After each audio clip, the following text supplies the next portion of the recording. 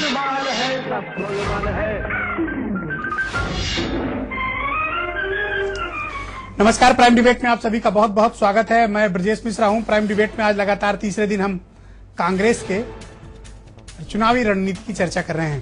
कांग्रेस ने आज एक और दांव लगाया है। दिल्ली की मुख्यमंत्री रही शीला दीक्षित को उत्तर प्रदेश में कांग्रेस ने चीफ मिनिस्टेरियल कैंडिडेट के तौर पर उतारा है। सामान्य तौर पर कांग्रेस इस तरह के जोखिम भरे निर्णय नहीं लेती है, लेकिन उत्तर प्रदेश के चुनाव में हर तरह के एडवेंचर और मिस एडवेंचर के लिए कांग्रेस तैयार है और शीला दीक्षित को उत्तर प्रदेश में मुख्यमंत्री पद का प्रत्याशी बनाया गया है। 78 साल की शीला पर दिल्ली में टैंकर घोटाले का भी आरोप है। विवादित नेता के तौर पर भी उनकी छवि है, क्योंकि दिल्ली में भ्रष्टाचार के कई मामलों को लेकर आम आदमी पार्टी ने शीला दीक्षित की काफी घेराबंदी कर रखी है। अब दूसरे बड़बोले नेता राज बब्बर हैं, जिन्होंने 12 रुपए में भरपेट खाना खिलाने का दावा किया था, और तीसरे इमरान मसूद, जो बोटी बोटी काटने के लिए मशहूर हैं। इन सभी विवादित चेहरों के साथ 78 साल की शीला दीक्षित उत्तर प्रदेश में, जिनकी राजनीति बहुत ज्यादा सक्रिय नहीं थी, कन्नौज से एक बार सांसद रही हैं, उन्नाव में उनकी ससुराल है, यूपी की सक्रिय राजनीति में बिल्कुल नहीं रही हैं, लेकिन अब शीला दीक्षित राहुल और प्रियंका की पहली पसंद है। राज बब्बर के हाथ में पार्टी की कमान है, तो मुख्यमंत्री पद की प्रत्याशी शीला दीक्षित होंगी। बहुत अरसे बाद ऐसा हुआ है कि किसी दूसरे प्रदेश के मुख्यमंत्री को किसी इतने बड़े राज्य उत्तर प्रदेश जैसे, जो लगभग एक देश जैसा है, वहां का मुख्यमंत्री पद का प्रत्याशी बनाया है। तो क्या 14% ब्राह्मणों वोटों को लुभाने के लिए कांग्रेस ने ये बड़ा दांव चला है, और क्या इस ब्राह्मण बहू पर कांग्रेस का दांव लगाना ब्राह्मण समाज कितना मुफीद मानेगा और किस तरह से इनके साथ जाएगा, ये देखने वाली बात होगी। लेकिन यहाँ एक बात ये भी महत्वपूर्ण है कि कांग्रेस के जितने भी बड़े गुटबाज, दगे हुए या जितने भी चलते हुए नेता हैं, सबको कहीं ना कहीं एडजस्ट किया गया है। किसी को स्क्रीनिंग कमेटी में, किसी को कोऑर्डिनेशन कमेटी में, किसी को प्रचार कमेटी में, और प्रचार कमेटी का मुखिया संजय सिंह को बनाया गया है, जो असम से राज्यसभा के सांसद है, सुल्तानपुर के रहने वाले हैं। संजय सिंह कोई करिश्माई व्यक्तित्व नहीं है, लेकिन हर कोई हैरान है कि संजय प्रचार समिति का मुखिया बनकर क्या करेंगे, क्योंकि लखनऊ के आगे बहुत कम लोग संजय सिंह को जानते हैं। जो जानते हैं, कुछ दूसरी वजहों से भी संजय सिंह का नाम चर्चा में रहता है। तो इसी खास विषय पर चर्चा, 4 महत्वपूर्ण मेहमान मेरे साथ स्टूडियो में इस वक्त मौजूद हैं। हिलाल अहमद, कांग्रेस के प्रवक्ता मेरे साथ स्टूडियो में है। हेमंत तिवारी, उत्तर प्रदेश के बहुत जाने माने पत्रकार और चुनावी विश्लेषक। जूही सिंह, यूपी सरकार में राज्य मंत्री और समाजवादी पार्टी के नेता। मनीष शुक्ला, उत्तर प्रदेश में भारतीय जनता पार्टी के प्रवक्ता और युवा नेता। बहुत बहुत स्वागत। हिलाल साहब, पहले तो आपको बहुत बहुत बधाई। आजकल बड़े ताबड़तोड़ निर्णय कांग्रेस ले रही है। इस वक्त जब मैं आपसे बात कर रहा हूं तो राहुल गांधी के घर एक मीटिंग चल रही है, उसमें प्रियंका गांधी भी मौजूद हैं। मैंने कल भी सवाल किया था कांग्रेस के प्रवक्ता से, आज आपसे भी कर रहा हूं कि प्रियंका गांधी छिप छिप कर पॉलिटिक्स क्यों कर रही हैं, खुद सामने आने से क्यों कतरा रही हैं? ब्रजेश जी, देखिए, किसी भी तरह से प्रियंका जी छिप के राजनीति नहीं कर रही हैं।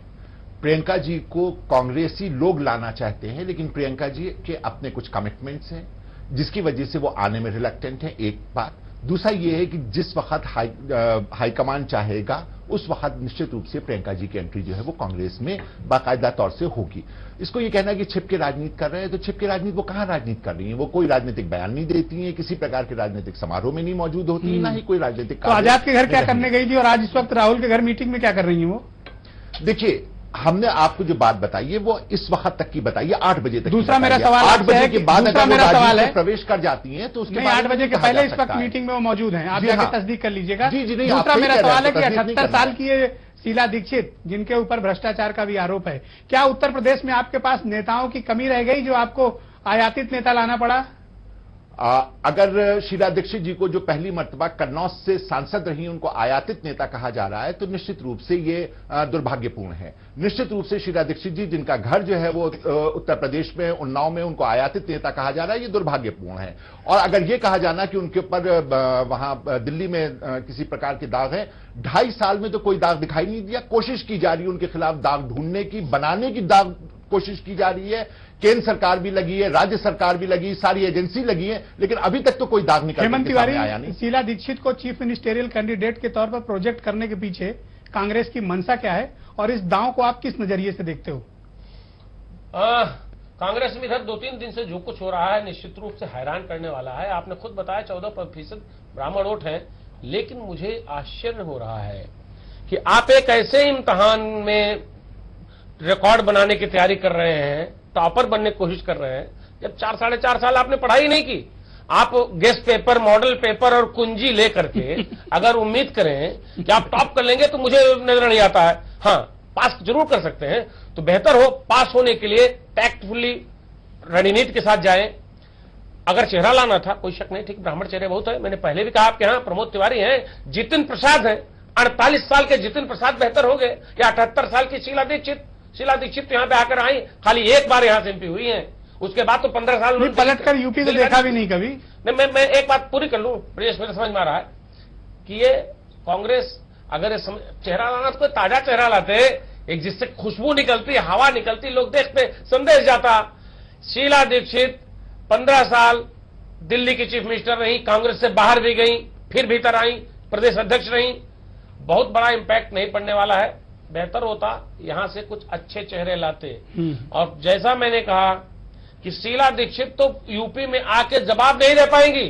जब उनसे सवाल होगा, पब्लिक सवाल करेगी कि आपने यूपी वालों को क्या क्या नहीं कहा है दिल्ली के मुख्यमंत्री रहते हुए। यही शीला दीक्षित है जिन्होंने कहा कि जब निर्भया कांड हुआ तो इन्होंने कहा कि क्राइम बढ़ रहा है, यूपी और बिहार के लोग यहां आके घुसे जा रहे हैं और इससे क्राइम परसेंटेज यहां बढ़ रहा है। बिल्कुल सही, वेल सेड। छठ की छुट्टी नहीं दी थी उन्होंने, माफ कीजिएगा, आप अप्रिशिएट। तो इनको इनसे सवाल तो ऐसे, क्या शीला दीक्षित यूपी विरोधी हैं? भाई निश्चित रूप से आप क्या कहेंगे? अगर ब्रजेश मिश्रा, हेमंत तिवारी, हिलाल साहब या हमारी बहन बेटी हैं, ये किसी से भी, मनीष किसी से भी उत्तर प्रदेश के बासिंदे के नाते इनके पुराने बयानों को अगर याद किया जाएगा तो उत्तर प्रदेश में तुमको प्रवेश ही नहीं करना चाहिए जनाब, कांग्रेस को। ऑलराइट, जूही सिंह ये कन्नौज से सांसद रही हैं, तो आप लोग की चिंताएं तो बढ़ गई होंगी कि शीला दीक्षित के आने से अब समाजवादी पार्टी थोड़ा डिफेंसिव तो होगी। ब्रजेश जी, जैसा कि हेमंत तिवारी जी ने कहा, शीला दीक्षित बहुत बहुत वरिष्ठ हैं और इन्होंने मंच से बयान दिया है कि उत्तर प्रदेश और बिहार के लोग दिल्ली को आकर गंदा कर देते हैं, क्राइम के लिए हम जिम्मेदार हैं। ये उत्तर प्रदेश की जनता को क्या जवाब देंगी? बहुत पहले कन्नौज से सांसद रही होंगी, इन्होंने अपने कितने रिश्ते बना के रखे। प्रतिशत जो आप कह रहे हैं, अगर उन वोटों को कांग्रेस टारगेट कर रही है तो ब्राह्मण एक बहुत बुद्धिजीवी वर्ग है, उनके अपने नेता दिया गया कि ब्राह्मण वोटों के लिए इनको तो उत्तर प्रदेश में ब्राह्मणों के अपने नेता शीला दीक्षित ने कौन सी ऐसे रिश्ते उत्तर प्रदेश से निभाए या उत्तर प्रदेश का कितना प्रतिनिधित्व किया, ये वो खुद जानती होंगी। दिल्ली में उन्होंने उत्तर प्रदेश के लोगों के लिए एक बयान दिया, बहुत सारे बयान दिए, जिसमें कि बहुत सारे इल्जाम हम लोगों पर लगाए गए, तो जनता खुद जवाब मांगेगी। बाकी कांग्रेस की अपनी रणनीति, अगर आप देखा जाए तो राज बब्बर पुराने समाजवादी थे, कांग्रेस में गए यहाँ से आए जी, और उनको आपने कमान दी है। संजय सिंह जी बहुत ही सीमित एक चेहरा, उनको आपने प्रचार की कमान दी है। इनकी आंतरिक राजनीति है। ऑलराइट, मनीष शुक्ला, अब तो आपको मुकाबले के लिए बहुत हैवीवेट फेस पर्सनालिटी कांग्रेस ने उतार दी है, शीला दीक्षित। मुकाबला तो बहुत दिलचस्प होगा और आपकी परेशानी मैं समझ सकता हूं, क्योंकि वो ब्राह्मण होने के नाते अब उनकी नजर जो 14% ब्राह्मण वोट हैं उत्तर प्रदेश में उन पर है, क्योंकि दूसरी पार्टी किसी के पास इस तरह का ब्राह्मण कैंडिडेट नहीं है इस प्रोफाइल का। देखिए ब्रजेश जी, मेरा मानना है कि चुनाव पार्टियां लड़ती हैं, उनकी पॉलिसीज लड़ती हैं, उनके काम लड़ते हैं।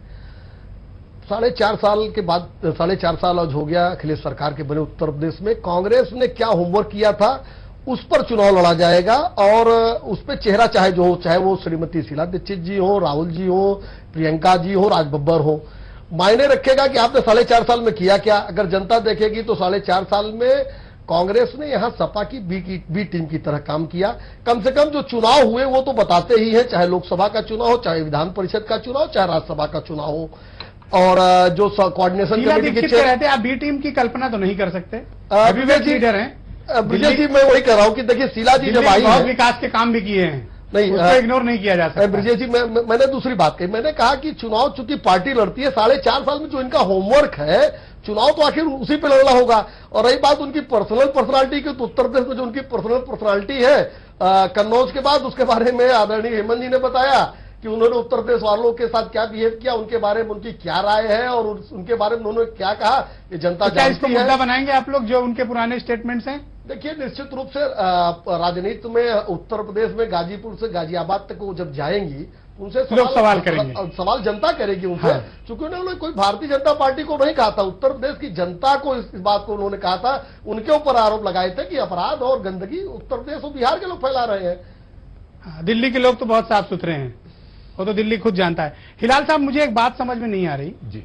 कि इतनी ढेर सारी कमेटियां बना दी गई, कोऑर्डिनेशन कमेटी, स्क्रीनिंग कमेटी, प्रचार कमेटी, ये कमेटी, वो कमेटी, कमेटी ही कमेटी, जितने दगे चुके थके जितने नेता हैं सबको एडजस्ट कर दिया गया। क्या आप गुटबाजी से डर गए इसलिए इतनी ढेर सारी कमेटियां बनाकर सबको कहीं ना कहीं उपकृत कर दिया? ब्रजेश क्या मिश्रा इतनी जरूरत है किस तरह कमेटी की? अरे जनता के बीच जाइए हिलाल साहब, काम कीजिए, ये कमेटी वमेटी कोई काम नहीं आती। Please go ahead. Brajesh ji देखिए, एक बात बहुत स्पष्ट है कि जो हमारी सपा और भारतीय जनता पार्टी के लोगों ने टिप्पणी की है तो निश्चित रूप से उनको ये करनी चाहिए। अगर वो तारीफ करते तो हमको चिंता होती, उन्होंने कुछ कम शब्द इस्तेमाल किए बुराई के, थोड़े से और करते तो हमको और अच्छा लगता, क्योंकि जितना बड़ा चेहरा आएगा उतना ही ज्यादा सामने आता है तो उसके ऊपर उतना ही ज्यादा आदमी जो है वो अटैक करता है। हेमंत जी ने कहा, उसके ऊपर जरूर हमको थोड़ा सा आश्चर्य हुआ, क्योंकि शीला जी ने जो बयान दिया था वो ये बिल्कुल नहीं दिया था कि वहां के लोग करते। उन्होंने कहा कि सटे हुए क्षेत्र में, जहां जो कि यूपी भी है, वहां से जो पलायन करने वाले जो लोग आते हैं वो वापस चले जाते हैं।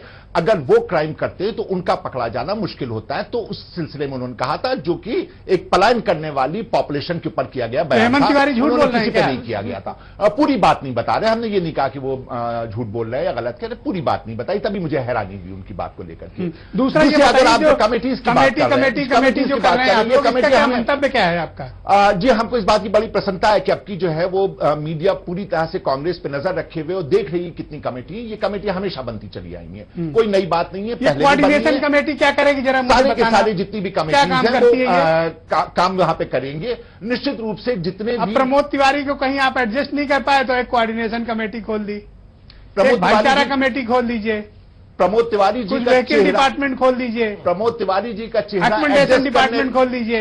एडजस्ट करने वाला नहीं है। प्रमोद तिवारी जी कांग्रेस के बहुत बड़े एसेट हैं और जितने भी इन कमेटी एसेट है उनको आपने किनारे लगा दिया। प्रमोद तिवारी जैसे बड़े नेता को किनारे लगा दिया। बिल्कुल किनारे नहीं क्या लगा। रखा कोऑर्डिनेशन कमेटी का मतलब क्या है? सबसे ज्यादा कोऑर्डिनेशन करेंगे, चूंकि सपा से के मदद से राज्यसभा गए हैं, हाँ। तो मैंने जो कहा वही कोऑर्डिनेशन का काम करेंगे। अब मनीष जी बोलते हैं तो अपना कोऑर्डिनेशन पहले कश्मीर में जाकर के देखें, जो अलगाववादी थी, क्या उसके लिए जाकर के बैठा लें पहले। मैं अलाउ नहीं करूंगा, सीमा से बाहर नहीं। नहीं, हम भारतीय जनता पार्टी की बात कर रहे हैं। भारतीय जनता पार्टी हमारी सीमा में, और भारतीय जनता पार्टी का चाल चरित्र चेहरा नेशनल पार्टी होने की वजह से पूरे राष्ट्र में देखा जाएगा इनका क्या है चाल चरित्र चेहरा। हम ये निश्चित रूप से जवाब देंगे। मध्य प्रदेश के मुख्यमंत्री का भी जवाब देंगे, छत्तीसगढ़ के मुख्यमंत्री का भी जवाब देंगे, राजस्थान के मुख्यमंत्री का भी जवाब देंगे। आपकी भावना समझ ली गई, पार्टी ठीक बात है। हेमंत तिवारी, पहली बात तो मैं आपसे समझना चाहता हूँ, कमेटी का खेल क्या इसी मकसद से खेला गया कि कोई असंतुष्ट न होने पाए, सबको कहीं ना कहीं किसी को स्टूल दे दो, किसी को कुर्सी दे दो, किसी को सोफे बिठा दो, ताकि सारे ग्रह नक्षत्र शांत रहें? बिल्कुल सही फरमाया आपने। और देखिए, जब 27 साल आप सत्ता से दूर रहें तो बड़ी बेचैनी होती है।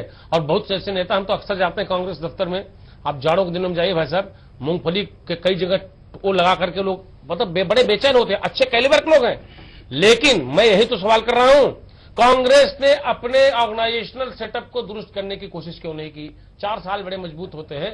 2009 में आपके कितने सांसद आए थे? अगर चाहते तो राहुल गांधी की ही अगुवाई में एक बहुत बढ़िया प्लेटफॉर्म तैयार कर सकते थे।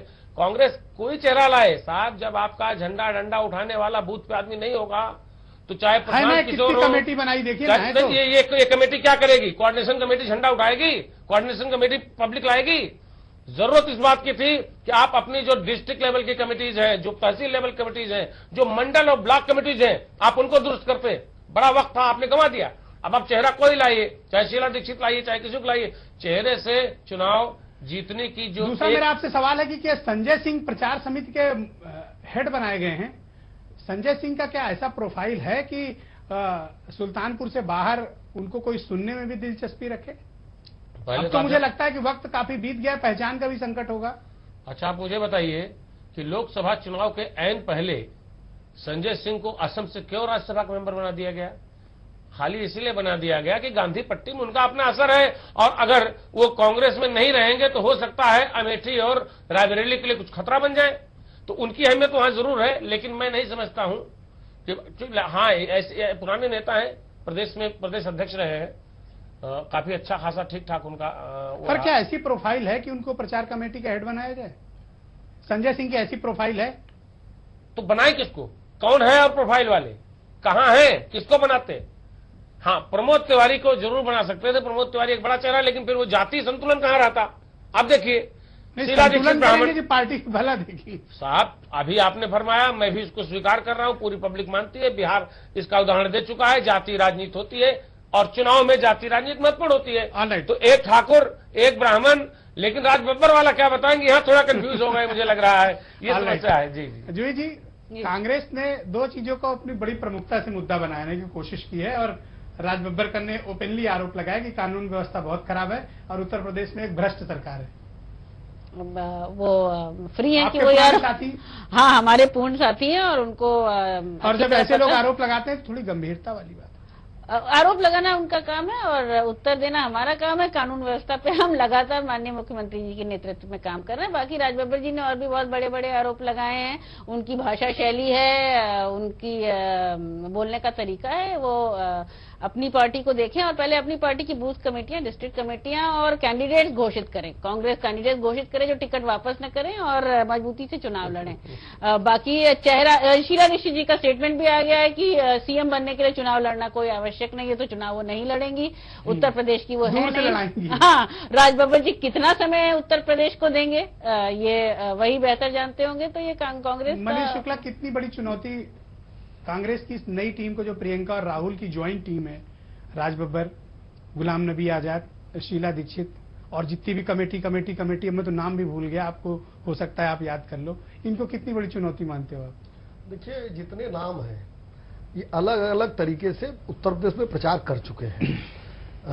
राहुल जी के क्षेत्र में प्रियंका जी, राहुल अमेठी और रायबरेली में लगातार प्रचार में जाती आती रही हैं। 2012 में भी थी, 14 में भी थी, उसके पहले भी थी। राहुल जी इनके राष्ट्रीय उपाध्यक्ष है, प्रचार में आएंगे ही। देखिए, कांग्रेस का ये तरीका है, दिल्ली के नगर निगम चुनाव में जीतने पर बधाई राहुल गांधी को, आसाम में हारने पर वहां के स्थानीय नेतृत्व को। एक ये इन्होंने एक 4-5 बड़े नाम लाकर कम से कम गांधी फेस को ये सेव करने का प्रयास कर रहे हैं। और एक ही तो प्रोडक्ट है इनके पास, उसको भी बचा लेने तो इतना तो रहम करो। नहीं, बिहार चुनाव हारने पर मोदी जी का आपने नाम लिया था जी। आप गुस्सा ना करें, मैं आता हूँ जी ब्रजेश जी। तो देखिए, ये देखिए, बंगाल में आपने मोदी जी का नाम लिया हो। मैं धरातल पे बात करना चाहता हूँ प्लीज। और मैं दलगत राजनीति से ऊपर उठ के एक बात करना चाहता हूँ। जिसको भी चुनाव लड़ना है उसको सामने आना चाहिए। अगर फेस राहुल जी है तो कब तक 2002 से लगातार सांसद है, उपाध्यक्ष है, इतने दिनों में मुझे लगता है आप लोग प्रियंका की है। वजह से कुछ थोड़ा परेशान लग रहे हैं, क्योंकि प्रियंका का करिश्मा तो है उत्तर प्रदेश में, इस बात से इनकार नहीं है। देखिए, और अगर प्रियंका घूम गई तो मुश्किल आपके लिए बहुत होगी। देखिए, थोड़ी परेशानी में आपकी समस्या। देखिए, 2012 में अमेठी में और रायबरेली में घूमी थी। कितनी विधानसभा क्षेत्रों में उनका प्रभाव रहा, ये बताने की आवश्यकता नहीं। कितनी सीट जीत गए, हिलाल साहब। एक महीने पहले शीला दीक्षित का एक स्टेटमेंट है, मैं आपको और दर्शकों को और पैनलिस्ट को भी पढ़कर सुनाना चाहता हूं।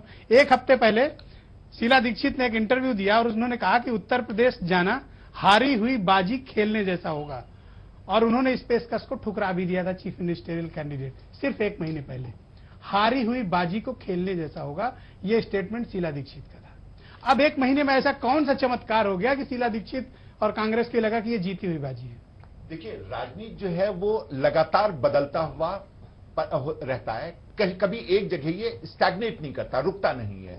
निश्चित रूप से उत्तर प्रदेश में दोनों राष्ट्रीय दल जो हैं वो पिछले 2 दशकों से सत्ता के बाहर हैं और हाशिए पर मौजूद हैं। कोई तीसरे पे है, कोई चौथे पे। इसके पर आपस में भले ही कर ले कि कौन तीसरे पे कौन चौथे पे है। तो वहां पर आकर के चुनाव मैं केवल ये पूछना चाहता हूं कि इस तरह का स्टेटमेंट शीला दीक्षित ने दिया था जी, बड़ी चुनौती। अब ऐसा क्या हो गया?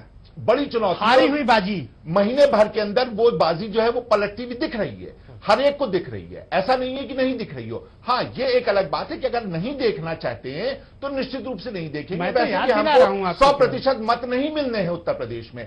हमको यहाँ के ऊपर इलेक्शन लड़ना है। हेमंत जी, मेरे 2 सवाल हैं आपसे। आ पाए। हेमंत जी, मेरे 2 सवाल हैं आपसे। पहला, शीला दीक्षित ने एक महीने पहले जो ये स्टेटमेंट दिया था कि उत्तर प्रदेश में इस तरह चुनाव में जाना हारी हुई बाजी को खेलने जैसा है, और उन्होंने चीफ मिनिस्टेरियल कैंडिडेट की पोस्ट पर काम करने से पेशकश को ठुकरा भी दिया था। दूसरा सवाल है, इस बात में कोई संदेह नहीं है कि दिल्ली के भीतर इंफ्रास्ट्रक्चर डेवलपमेंट में शीला दीक्षित का बड़ा योगदान रहा है।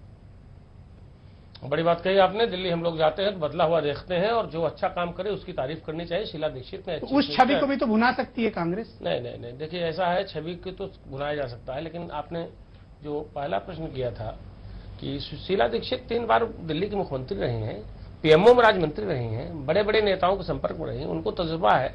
और उनकी उस वक्त की जो स्वीकारोक्ति थी निश्चित रूप से शुद्ध सात्विक थी, उनको समझ में आ रहा था क्या हो रहा है। उन्होंने कहा अब हो सकता है कोई दबाव हो। मैं तो एक सवाल करता हूं कि शीला दीक्षित क्यों? क्या शीला दीक्षित से बड़ा चेहरा प्रियंका गांधी नहीं है? क्या रिस्क है? क्यों नहीं लाते? अगर उत्तर प्रदेश पर इतना आपको फोकस करना है, ट्रस्ट करना है तो लाइए ना। तो क्या अखिलेश मायावती का भय है? और आज भी बता दूं, नहीं, अखिलेश और मायावती से कम क्रेज नहीं है प्रियंका गांधी का। तो क्यों नहीं आ रही? मैं तो बार बार कल भी पूछ रहा था, आज भी पूछ रहा हूँ, ये चिलमन की ओट से क्यों पॉलिटिक्स हो रही है? समस्या है, सामने सामने आइए। नहीं हो सकता कुछ पुरानी दिक्कतें थी, जब उनको आना था तब शायद उनको आने नहीं दिया गया, तो उनके मन में भी कहीं कहीं मलाल होगा कि अब वही हारी हुई बाजी, जैसा कि शीला दीक्षित ने कहा कि हारी हुई बाजी को फिर से खेलने के लिए जाना शायद ये रिस्की होगा, इसलिए प्रियंका गांधी नहीं। और आपके चैनल में 3 बार कह चुका हूं कि प्रियंका गांधी गांधी पट्टी छोड़ करके चुनाव प्रचार करने की जहमत नहीं उठाने वाली है, ध्यान रखिएगा। जूही जी, जब समाजवादी पार्टी कांग्रेस का विरोध करती है तो थोड़ा असहज आपको नहीं लगता कि आप हर मुद्दे पर कांग्रेस के साथ समर्थन में खड़े रहते हैं? रायबरेली और अमेठी में उनके लिए प्रत्याशी तक आप नहीं उतारते हैं। हम तो और अब जब आप विरोध करते हैं और वो आपको भला बुरा कहते हैं तो जनता में थोड़ा सा आप लोगों की छवि ठीक जाती नहीं है। ये लगता है कि आप लोग मिले हुए हैं। हम मुद्दों पर सबका सपोर्ट और सबका विरोध करते हैं। जब भाजपा की संसद नहीं चल रही थी तो राष्ट्रीय अध्यक्ष जी ने संसद में कहा था कि संसद चलनी चाहिए, और कांग्रेस का भी हम मुद्दों पर सपोर्ट करते हैं। जहां तक हेमंत जी ने कहा, नहीं कभी बीजेपी के लिए सीट छोड़ी क्या कोई? अभी तक तो नहीं छोड़ी और छोड़ेंगे भी नहीं, क्योंकि क्यों? अगर बीजेपी ये कहती है जी कि कांग्रेस उत्तर प्रदेश में समाजवादी पार्टी की बी टीम है, तो क्या गलत कहती है? उनका कहने का अधिकार है। एक बात मैं कहूंगी, प्रियंका गांधी जो है, इनका व्यक्तिगत क्रेज कहीं भी होगा, पब्लिक लाइफ में आकर और जनता का सामना करना और जनता के प्रश्नों का उत्तर देना, वो एक बहुत ही उनके लिए बड़ी चुनौती है, और शायद इसलिए वो आ भी नहीं रही नहीं, है। कांग्रेस की उम्मीद है वो। आप याद करिए कि लोकसभा चुनाव के दौरान उन्होंने ये स्टेटमेंट दिया था कि कांग्रेस, मुझे देखकर बताइए कि क्या कांग्रेस आपको बूढ़ी दिखती है? और लोकसभा चुनाव के दौरान उनसे कुछ कठिन प्रश्न पहली बार जीवन में जनता ने किए थे और मीडिया ने किए थे, और उन्होंने किस तरह से रिएक्ट किया था वो भी सबके सामने है। तो कितनी परिपक्व नेता वो हैं, ये तो पब्लिक लाइफ में आकर ही पता लगेगा। बाकी शीला दीक्षित जी बहुत बहुत वरिष्ठ हैं, वो कैसे अपने ऊपर आरोपों पर हैंडल करेंगी, और उत्तर प्रदेश को पूरी तरह छोड़ना और नकारना। इतने साल उन्होंने कोई भी काम दिल्ली के लिए किया, उत्तर प्रदेश के लिए उन्होंने क्या किया, कौन से रिश्ते उन्होंने यहाँ मजबूत किए, इसका भी जवाब उनको जनता को देना पड़ेगा। क्या लगता है कि आप कहीं जातिगत इक्वेशंस में भारतीय जनता पार्टी पिछड़ गई है कांग्रेस से?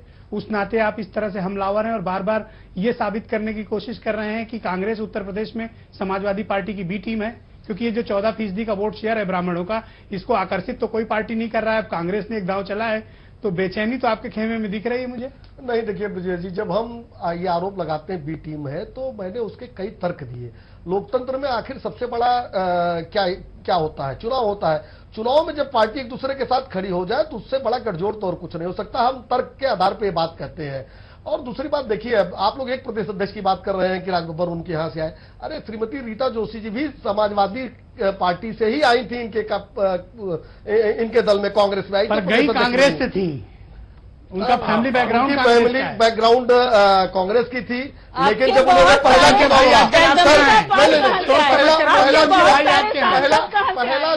पहला चुनाव जब वो लड़ी थी तो निर्दलीय लड़ी थी, और वो उनके ब्रदर कहाँ हैं आजकल? भारतीय जनता पार्टी। लेकिन हमने पार्टी का अध्यक्ष नहीं बनाया। थैंक यू डॉक्टर हिलाल अहमद, हेमंत तिवारी, जूही सिंह और मनीष शुक्ला, आप चारों का बहुत बहुत धन्यवाद अपना बहुमूल्य समय निकालकर इस परिचर्चा में सम्मिलित होने के लिए। दरअसल इसमें कोई दो राय नहीं है, बाथटब में सुनामी लहर बनाने की कोशिश कर रही है, और पिछले 3 दिनों से जो कुछ भी घटनाक्रम राजनीतिक तौर पर दिल्ली से लेकर लखनऊ चल रहा है, लग तो रहा है कि कांग्रेस सीरियस है, लेकिन चूंकि सांगठनिक ढांचा बिल्कुल मजबूत नहीं है और जनता को आकर्षित करने में कांग्रेस अब तक नाकाम रही है, लिहाजा इस नई टीम के साथ राहुल और प्रियंका उत्तर प्रदेश के चुनाव में कितना करिश्मा कर दिखा पाएंगे, ये सवालों के घेरे में है। रात 11:30 पर इस पूरी बहस को आप दोबारा से देख सकते हैं। बहुत बहुत धन्यवाद।